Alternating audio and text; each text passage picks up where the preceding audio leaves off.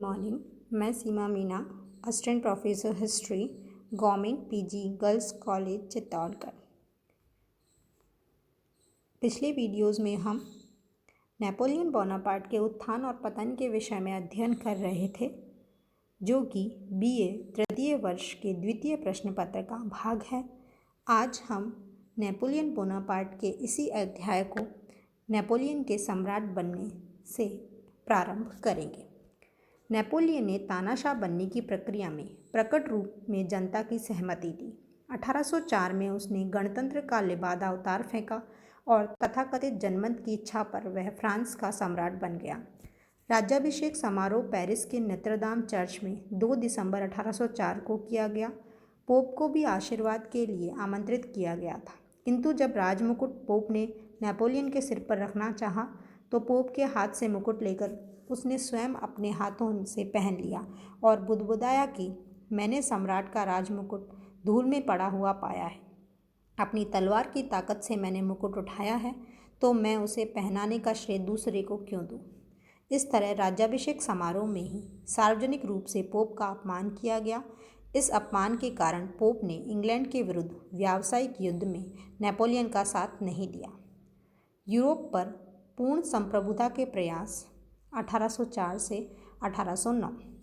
England तथा France की महत्वाकांक्षाओं तथा आपसी शंकाओं के चलते 1802 की आमिया की संधि ज़्यादा समय तक नहीं चल सकी। मई 1803 में उनमें संघर्ष पुनः शुरू हो गया। अब 1805 में फ्रांस के विरुद्ध इंग्लैंड, ऑस्ट्रिया तथा रूस ने तीसरा गुट बनाया। 1805 में उसने ऑस्ट्रिया के विरुद्ध अभियान किया। जून में जिनेवा को फ्रांस ने मिला लिया और इटली के राजा की उपाधि धारण की। उसने ऑस्ट्रिया को शीघ्र ही पराजित कर दिया और 20 अक्टूबर 1805 को राइन पार करके नेपोलियन ने उल्म, बवेरिया में ऑस्ट्रियन सेनापति मैके को घेरकर आत्मसमर्पण के लिए विवश कर दिया और नवंबर में ऑस्ट्रिया की राजधानी वियना पर फ्रांस का अधिकार हो गया। किंतु 21 अक्टूबर 1805 को ट्रफलगर के युद्ध में नेल्सन के नेतृत्व में मित्र देशों ने फ्रांसीसी जलसेना को भयंकर पराजित किया। इस लड़ाई के बाद नेपोलियन ने समुद्र पर इंग्लैंड से भिड़ने का ख्याल हमेशा के लिए त्याग दिया। ट्राफलगर की ऐतिहासिक घटना ने ऑस्ट्रिया व रूस का हौसला बढ़ाया। अब 2 दिसंबर 1805 को ऑस्टरलित्ज की भयंकर लड़ाई हुई, जिसमें 3 सम्राट फ्रांस, रूस व ऑस्ट्रिया के सम्राट उपस्थित थे। इसीलिए इस युद्ध ऑस्टरलित्ज के युद्ध को 3 सम्राटों का युद्ध भी कहते हैं। जार सेना सहित पीछे हट गया और ऑस्ट्रियन सम्राट फ्रांसीसी ने तीसरी बार नेपोलियन के सामने घुटने टेके और प्रेसबर्ग की संधि हुई।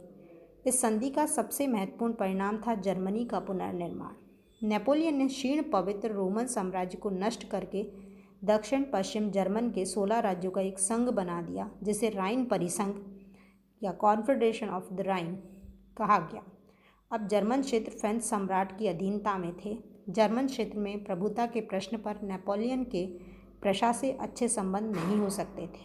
यद्यपि वह 1795 की बेसेल की संधि के बाद तटस्थ ही था, किंतु अब हैनोवर के प्रश्न तथा नेपोलियन की महाद्वीपीय प्रणाली, जिसको प्रारंभ करने की वह सोच रहा था और प्रशा का सहयोग भी चाहता था, की आकांक्षा ने दोनों को युद्ध की स्थिति में ला खड़ा किया। युद्ध प्रारंभ हुआ। फ्रांसीसी सेनाओं ने एक ही दिन में 14 अक्टूबर 1806 को 2 लड़ाइयाँ जेना और आवरस्टेट जीती। 25 अक्टूबर को नेपोलियन ने बर्लिन में प्रवेश किया और इसी शहर में कार्लो टेनबर्ग के महल से उसने प्रसिद्ध बर्लिन आज्ञप्तियाँ जारी की। इसी से महाद्वीपीय प्रणाली का प्रारंभ हुआ। प्रशा को हराने के बाद अब उसने रूस की तरफ ध्यान दिया, क्योंकि महाद्वीपीय व्यवस्था की सफलता के लिए रूस का सहयोग भी आवश्यक था। फरवरी 1807 में फ्रांस ने यालू की लड़ाई में रूस को पराजित किया। जून 1807 में फ्रीडलैंड के युद्ध में रूस की भयंकर पराजय हुई और जार अलेक्जेंडर समझौते के लिए विवश हो गया। दोनों में टिलसिट की संधि हुई। जार ने इंग्लैंड के विरुद्ध व्यावसायिक युद्ध में फ्रांस का साथ देने का वादा किया। कहा जाता है कि टिलसिट की संधि के समय नेपोलियन अपनी सत्ता के चरमोत्कर्ष पर था। पूरे यूरोप में अब उसका कोई प्रतिद्वंदी नहीं था। सम्राट विवशता से पतन की ओर। 1808 से 1815 नेपोलियन को उसकी महाद्वीपीय प्रणाली ने एक साथ कई युद्धों में उलझने के लिए विवश कर दिया। अब उसके अवसान की शुरुआत हुई। उसने पुर्तगाल को पराजित किया, क्योंकि एक तो पुर्तगाल के इंग्लैंड से घनिष्ठ व्यापारिक संबंध थे, साथ ही उसके लंबे समुद्र तट पर उसका अधिकार जरूरी था, ताकि महाद्वीपीय प्रणाली में दरारों को पाटा जा सके। पाटा मतलब ढका जा सके। जब पुर्तगाल के विरुद्ध फ्रांस तथा स्पेन का संयुक्त अभियान हुआ, तब नेपोलियन को स्पेन में बड़ी संख्या में अपने सैनिक घुसाने का अवसर मिला। अब साम्राज्यवादी का मन स्पेन पर आ गया। वहाँ के शासक को पदच्युत करके उसके भाई जोसेफ को वहाँ का शासक बना दिया। इस अपमान से स्पेनिश जनता में राष्ट्रीय भावना अत्यंत उग्र हो गई। उनकी दृष्टि में नेपोलियन राष्ट्रीय धर्म का शत्रु, क्योंकि 1808 में नेपोलियन ने रोम पर अधिकार कर लिया था, राष्ट्रीय एकता का संहारक और राजमुकुट का विनाशक था। ऑस्ट्रियस के नेतृत्व में स्पेनिश जनता ने छापामार रणनीति से संघर्ष शुरू किया। जून 808 में बायलेन के युद्ध में स्पेनिश राष्ट्रवादियों ने फ्रेंच सेना को हरा दिया। जोसेफ मैड्रिड से भाग गया। नेपोलियन ने स्वयं आकर विद्रोहियों को हराया, किंतु उसके जाते ही पुनः विद्रोही हावी होने लगे। एक तो स्पेन की भौगोलिक परिस्थितियां ही स्पेनिश राष्ट्रवादियों के अनुकूल थी, ऊपर से उनको इंग्लैंड से सैनिक मदद भी मिल रही थी। ब्रिटिश सेनापति आर्थर वेलेजली अपनी सेना के साथ स्वयं सहायता के लिए उपस्थित था। अब नेपोलियन पुर्तगाल तथा स्पेन दोनों जगह असफल होने लगा। जुलाई 1812 में सैलामेंका की लड़ाई तथा मई 1813 में विक्टोरिया के युद्ध में स्पेन वासियों ने अंग्रेज सेना की सहायता से फ्रेंच सेना को मात दी। अंततः स्पेन फ्रांसीसी आधिपत्य से मुक्त हो गया।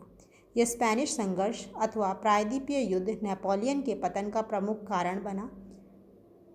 इसमें उसके 3 लाख सैनिक मारे गए तथा उसकी प्रतिष्ठा को आघात के कारण अन्य राष्ट्रों के भी हौसले बढ़ गए।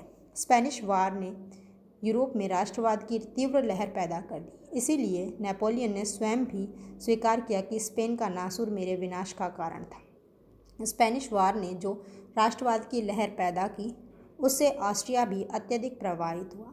साथ ही नेपोलियन इस प्रायद्वीप की समस्या में उलझ सा गया था, लेकिन वो प्रेरित होकर ऑस्ट्रिया ने अप्रैल 1809 में फ्रांस के विरुद्ध युद्ध की घोषणा कर दी, किंतु वायग्राम के युद्ध में हार कर ऑस्ट्रिया को संधि करनी पड़ी थी और महाद्वीपीय प्रणाली लागू करना स्वीकार किया।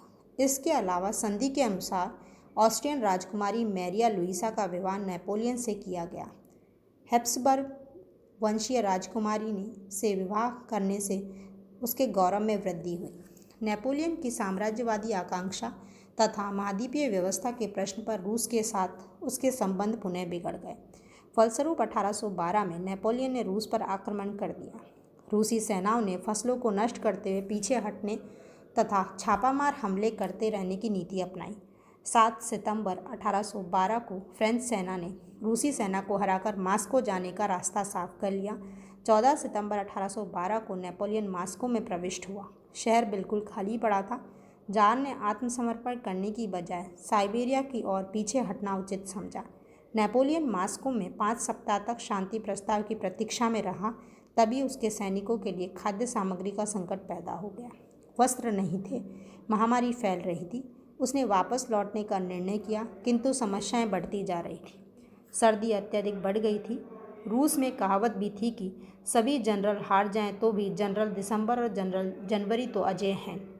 जब नेपोलियन ने रूस की सीमा छोड़ी तो तब तक वह 5 लाख सैनिक खो चुका था। इस भयानक रूस अभियान को रूसी लेखक टॉल्स्टॉय ने अपने उपन्यास वॉर एंड पीस में सजीव रूप में उतारा है। यह अभियान नेपोलियन की प्रतिष्ठा एवं शक्ति के लिए बड़ा आघात था, जिससे वह उबर नहीं सका। रूस अभियान से यूरोप में उत्साह एवं जागृति बढ़ गई थी। जर्मन राज्यों का राइन परिसंघ नेपोलियन के नियंत्रण से मुक्त होना चाहता था। राष्ट्रीयता का जबरदस्त उबाल था। हजारों स्वयंसेवक बलिदान को उद्यत थे। लुटजेन और पोटजेन की लड़ाइयों में नेपोलियन ने प्रशा को हरा दिया। राष्ट्रों का युद्ध।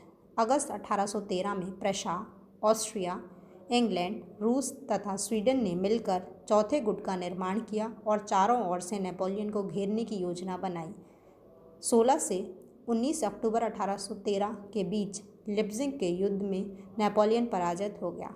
इसे राष्ट्रों का युद्ध भी कहा जाता है। इस पराजय के साथ ही नेपोलियन की सारी इमारत एक साथ ही गिर पड़ी। राइन परिसंघ और वेस्टफेलिया का राज्य टुकड़े टुकड़े हो गया। राज्यों ने अपने बंदरगाह इंग्लैंड के लिए खोल दिए और महाद्वीपीय व्यवस्था समाप्त हो गई। 30 मार्च को पेरिस ने मित्र राष्ट्रों की सेना के सामने समर्पण कर दिया। 11 अप्रैल 1814 को नेपोलियन ने सिंहासन त्याग दिया, किंतु सम्राट की उपाधि रखने की अनुमति मिल गई। अब उसे केवल एल्बा द्वीप का ही सम्राट रखा गया। उसने 10 महीने तक एल्बा पर शासन किया। 100 दिन का शासन और वाटरलू। नेपोलियन सिंहासन त्याग के बाद लुई 18वां फ्रांस का शासक बना। लुई के प्रतिक्रियावादी शासन से जनता असंतुष्ट थी। प्रवास से लौटे कुलीन व पादरी वर्ग शक्तिशाली हो गए थे। किसानों की जमीन क्रांति पूर्व स्वामियों को लौटाने से वे असंतुष्ट थे। उधर वियना में मित्र राष्ट्र युद्ध की लूट पर झगड़ रहे थे। नेपोलियन ने समस्त घटनाक्रम के अपने अनुकूल समझा और फ्रांस लौटने की योजना बनाई। 1 मार्च 1815 को वह एल्बा टापू से भागकर फ्रांस आया तो उसका शानदार स्वागत हुआ। लुई 18वां भाग गया। नेपोलियन ने अपने देश को शांति एवं स्वतंत्रता का वचन दिया। मित्र राष्ट्र अपने मतभेद बुलाकर चाउमॉन्ट की संधि द्वारा पुनः एक हो गए और युद्ध जारी रखने का निर्णय लिया।